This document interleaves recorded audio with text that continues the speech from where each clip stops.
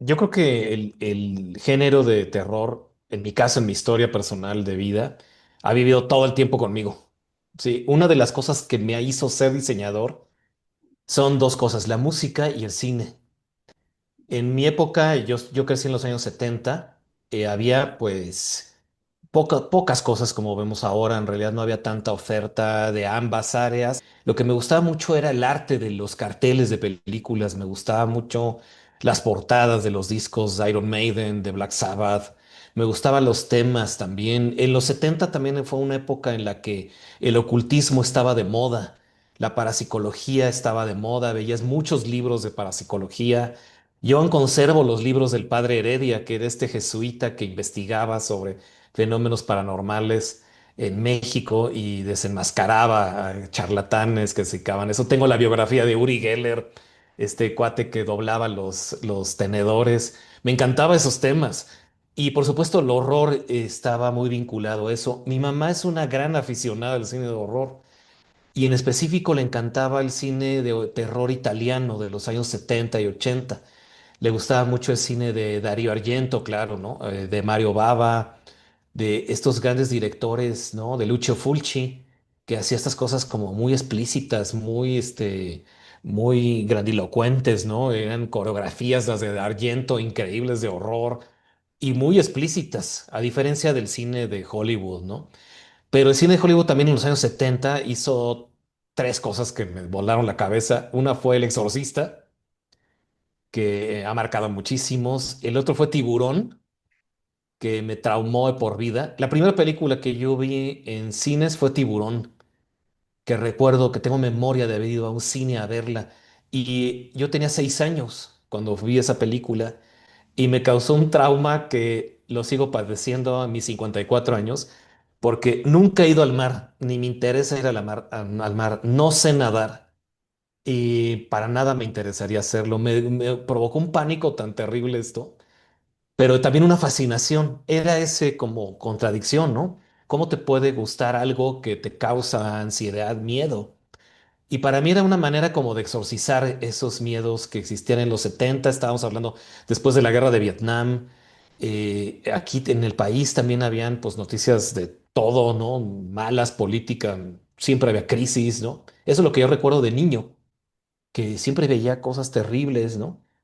El atentado de Ronald Reagan, la muerte de John Lennon, todos esos casos que en los 80, 70 me marcaron, así la muerte del Papa Juan Pablo I, todo este rollo, ¿no? El atentado contra Juan Pablo II eran casos muy mediáticos que yo decía, es que este mundo es de horror, ¿no? Casi. Y el cine era mi refugio, me encantaba ir, mi mamá me llevaba porque me tuvo muy joven, mi mamá me tuvo a los 19 años, entonces era súper joven y casi una niña, ¿no? Y ella pues iba al cine y me llevaba a mí, a mi hermano también. Mi hermano no es tan fan, pero también le gusta. Y de ahí fue como mi inspiración a continuar, ¿no? Y a mí me gustaba mucho este cine fantástico, ¿no? De esa época. Star Wars, por supuesto, también me marcó como a muchos de nuestra generación porque yo crecí, justo te digo, viéndoles en el cine, ¿no? Yo vi todas las películas de Star Wars en el cine, les digo a mis alumnos eso y se quedan así de, pues ¿cuántos años tienes? 100 años. Para ellos el tiempo es muy diferente al nuestro, ¿no? Para ellos 50 años es toda una vida. Para nosotros, pues bueno, sí es un tiempo significativo, pero pues no hace mucho que sucedió, ¿no? Y también la música me gustaba, se vinculaba mucho el horror, ¿no? Con el heavy metal, con el rock pesado, con Black Sabbath, ¿no? Tenía estas cosas ocultistas y hablaba de brujas y recuerdo también mucho esas películas que hablaban del paganismo, ¿no? Sí, como El hombre de mimbre de Wicker Man, que también me traumaba mucho ver esas imágenes de Christopher Lee y de Peter Cushing, todos esos grandes actores ingleses. Yo veía todas las películas de la Hammer, me encantaban esas de horror, porque también en Canal 11 pasaban matinés en las mañanas de ese cine. Entonces yo veía las de Drácula de Christopher Lee, las de Peter Cushing, que salían ahí investigando el Doctor Frankenstein, por supuesto, y la venganza del Doctor Frankenstein, todas esas. Y me gustaba mucho también, por supuesto, Edgar Allan Poe, ¿no? Mi abuela y mi tía eran académicas, ellas estudiaron contabilidad y educación, fueron de las primeras que estudiaron como mujeres esas licenciaturas, porque estamos hablando de que ellas estudiaron en los años 40, en los años 50, ¿no? Y para ellos les marcó mucho toda la cuestión académica. Yo creo que me dedico a eso gracias a ellas también. Y les gustaba mucho llevarme a museos y comprarme libros. Entonces me gustaba a mí la literatura de horror. Ah, pues Edgar Allan Poe tienes que leer. Agatha Christie tienes que leer. Entonces eso, ella, Stephen King, ¿no? Por supuesto, ¿no? Me encantaban sus películas. Era ya más para adultos. Incluso recuerdo que mi tía me prohibió leer Carrie, el libro, y me lo escondía, ¿no? Porque venía estos temas de la menstruación y del horror corporal, ¿no? Pero la película sí la vi. La película la vi de Brian De Palma y me dejó impactado esta escena de la sangre, ¿no? Bueno, la he visto mil veces y me encanta eso. Pero también ya después, ya creciendo, ¿no? Empecé a ver como que eso era un signo de los tiempos. Yo de niño también era como muy narrador, ¿no? Mi papá me decía, cuéntales a mis amigos la película que viste. Y la contaba así con muchos detalles y luego alimentaba yo cosas. Pero me decían, no, no, no, me gusta más cómo tú la cuentas que la película en sí, porque tú te clavas así en eso y lo sigo aplicando ahora. Me dicen, por favor, cuéntame de esta película, ¿qué te pareció, no? Porque, ¿cuál es tu punto de vista? No me sentía con las habilidades de ser un escritor. Decía, no, no, eso es Edgar Allan Poe, ¿no? Yo no puedo ser como él, este. Pero el diseño me gustaba mucho, me gustaban los cómics de horror de Lazy Comics, Asterix, ¿no? Mafalda, por supuesto, en los 70 era la lectura que tenías que tener, ¿no? Y dije, no, pues a mí me gusta mucho dibujar, entonces, pues diseño, ¿no? Aunque el arte siempre me atrajo también, yo quise estudiar pintura, pero me dijeron en la Esmeralda, tú no eres pintor, tú eres ilustrador. Ahora ya han cambiado muchísimo los tiempos, ahora yo veo muchos estudiantes que entran y ya ni les piden tener un portafolio, sino más bien como una idea, un concepto, ¿no? Ya ves cómo son las academias muy cerradas y hace 30 años eran peor, ¿no? Y años después entré al arte, pero ya en el posgrado, ¿no? En la UNAM estudié la maestría y después el doctorado en artes y diseño. Tú conoces bien, ¿no? A Pablo Guisa Mórbido, también eso hizo que nos conociéramos. Y colaboré allí, ¿no? En ese espacio donde todavía sigo colaborando, ¿no? De repente. Ya ahorita ya no me da tanto tiempo, pero los fans del género nos unimos, así nos encontramos, ¿no? Yo veo muchos que pintores o artistas y nos encanta, es como un grupo, es un club, ¿no? Y a mí me gusta mucho el cine actual, como te comentaba, porque creo que son estos directores que están ahorita, mujeres, muchas también, eso me gusta, que haya como esta diversidad de voces de otros países. Francia hay mucho ahorita, desde por sí había, pero ahora hay más. Y me gusta mucho, me gusta ver las propuestas que hay. Siempre estoy esperando así qué película se va a estrenar en qué semana. Y yo soy un devorador de cine, o sea, mínimo voy una vez por semana al cine y veo todo lo que se pueda posible.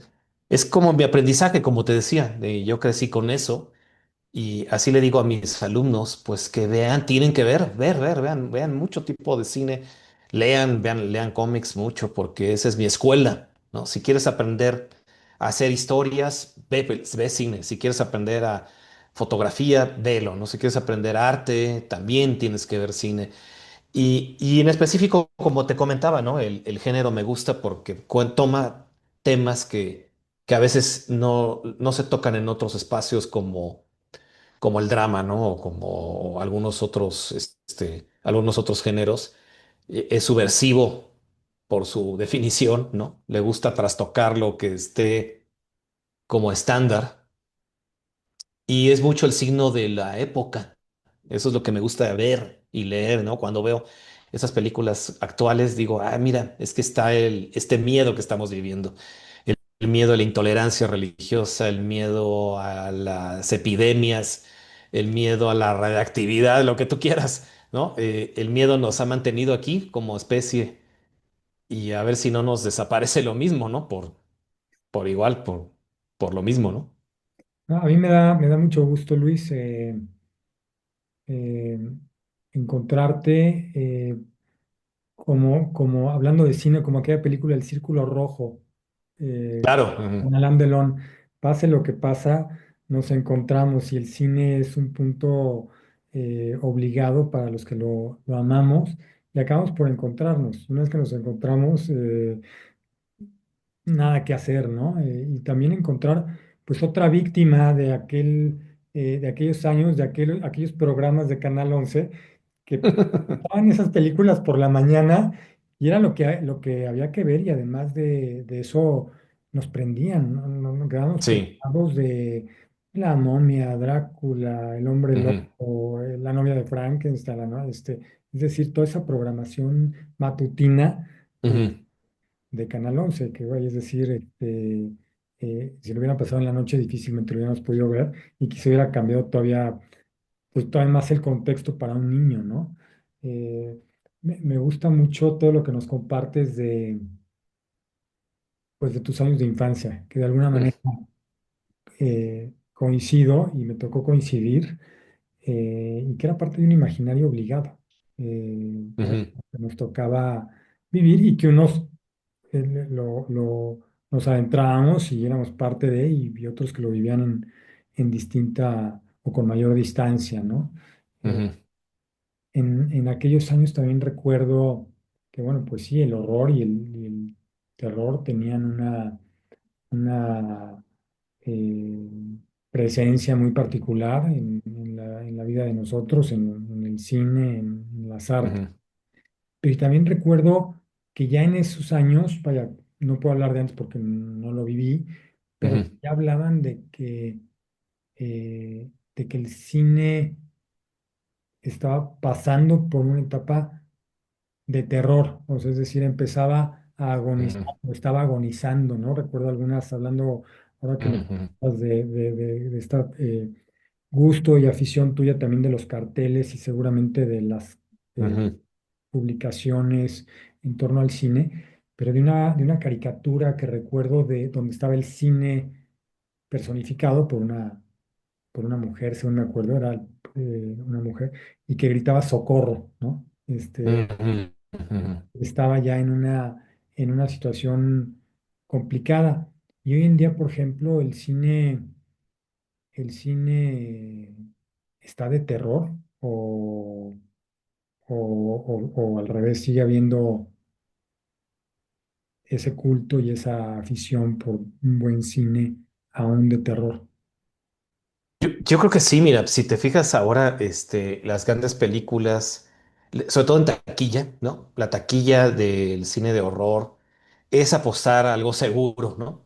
¿Quieres obtener dinero rápido, con pocos recursos? Invierte en cine de horror o comedia, que será como los dos géneros que también son muy atractivos y también de los más difíciles, ¿no? Lo más difícil es provocar la risa y provocar miedo porque pues como seres humanos que somos es difícil manejar esas emociones y hacerlo bien.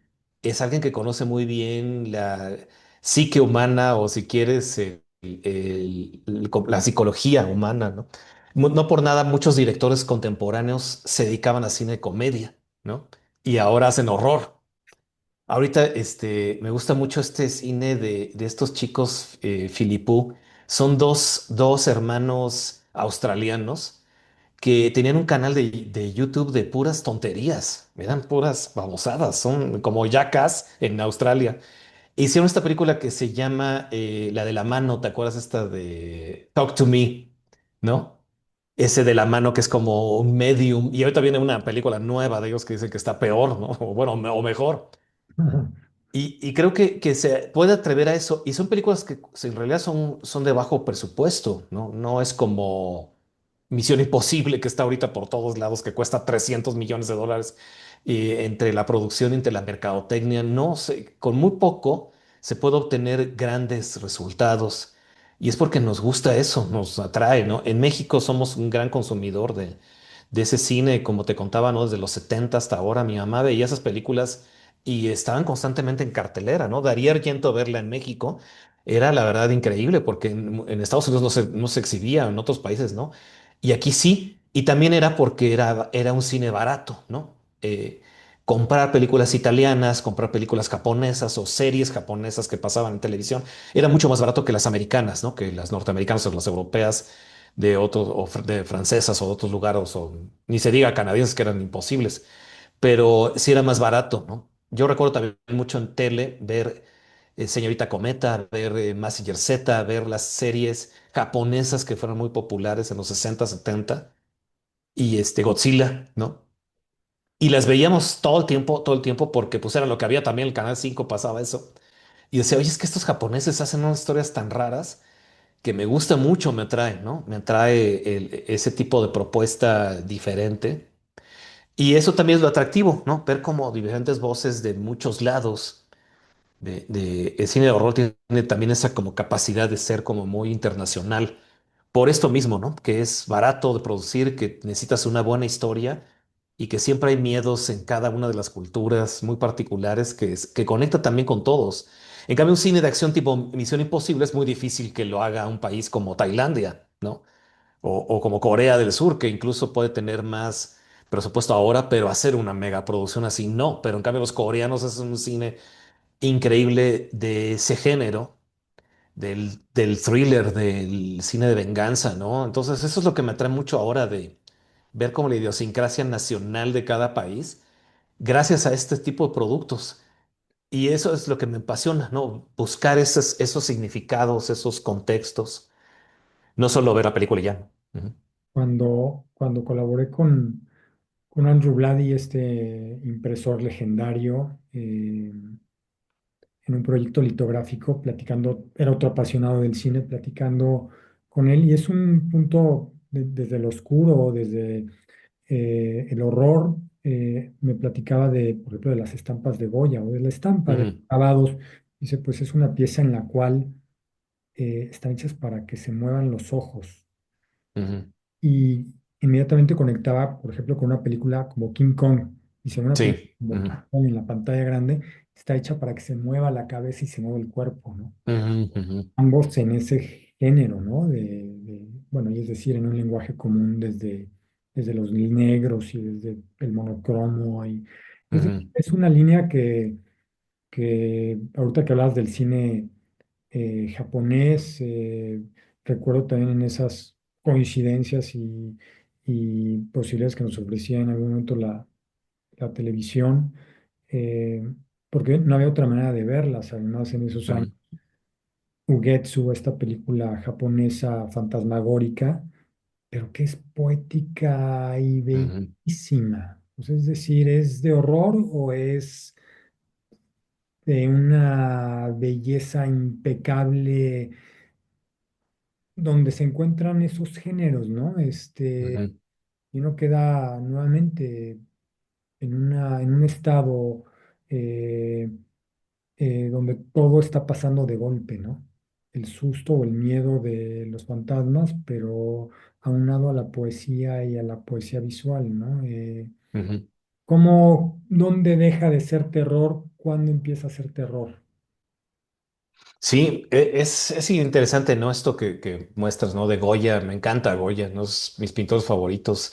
Tengo el aquelarre así de wallpaper, mira, las brujas ahí volando. Y lo conectaba con La Bruja, ¿no? Esta película de hace poco de Robert Eggers, y dije, es que eso es Goya, ahí está. ¿Por qué flotan las brujas? Ah, pues es la ascensión, ¿no? Es el paganismo, es el rollo anticristiano de alguna manera, pero yo creo que ese límite está muy cerca, ¿no? El arte y el miedo están relacionados todo el tiempo. Hace poquito estuve en Oslo, en Noruega, y ahí ves mucho eso. Los países nórdicos tienen mucho eso. Me encanta por supuesto, Munch, ¿no? El arte incluso la música popular, por supuesto, pero ellos decían eso, es que tenemos esta visión de la oscuridad porque así vivimos. Vivimos 8 meses en la oscuridad y no nos queda nada más que estar contando estas historias tan raras como de troles y de mitos y de dioses. Y el arte se ve así, todo el arte es melancólico, triste. Las mismas novelas, ¿no? Este género del noir, ¿no? De la novela de crimen, es su pasatiempo. Y a mí me encantan los suecos desde Stieg Larsson o John Ajvide Lindqvist o Munch, ¿no? O todos estos autores noruegos, pintores, tienen eso. Me atrae mucho eso de ellos y su cine también es así. Incluso ahorita hay como una reinterpretación, se va a estrenar estrenar dentro de poco una reinterpretación de La Cenicienta. Mm. Y es una película noruega. Ahorita lo trae el Festival de Sundance, que está en los cines en México, que en algunas salas va a estar. Y ya quiero verla. Digo, no, pues de Noruega y hablando de este tema, imagínate lo que van a pensar ellos. Y me gusta mucho esa vinculación, ¿no? Esa unión, ¿no? También todo el rollo como de los pintores, del claroscuro, ¿no? Toda esta parte de la oscuridad y de la luz. Van Gogh también tenía varias cosas así, ¿no? Sí, pues no, no puede haber luz sin oscuridad y la pintura es ambas, ¿no? Bueno, y la vida es ambas y nosotros somos ambas. Sin embargo, pareciera que hay un rechazo a aceptar nuestra propia oscuridad, ¿no? Ujú, ujú. Toda esta otra eh, eh, comunicación y dogma en torno a la luz y la luz y la luz, porque no se puede dar sin eso otro, Sí. ¿no? Ujú, Van de la mano. Y ahora que nos comentas, Luis, toda esta cultura visual que tienes y esta afición de estar viendo cine y cine de terror, y que desde luego se remonta, como nos comienza a platicar de los 70 pero que van más para atrás seguramente. Y dentro es decir, yo me lo preguntaba en estos días, producto de que nos íbamos a encontrar a platicar. Si pensamos en el cine mexicano, en el gran cine mexicano, pueden haber referentes obligados, no del cine mexicano, sino que se insertan en la historia del cine universal y que son, ujú, que ujú. brillan a la par de cualquier otro director, que son extraordinarios, que han brillado eh, por la calidad y por su talento en el arte. Y sin embargo, estaba pensando en el cine de terror que, como nos comentas, gusta mucho en México y tiene Ujú, sumamente taquillero.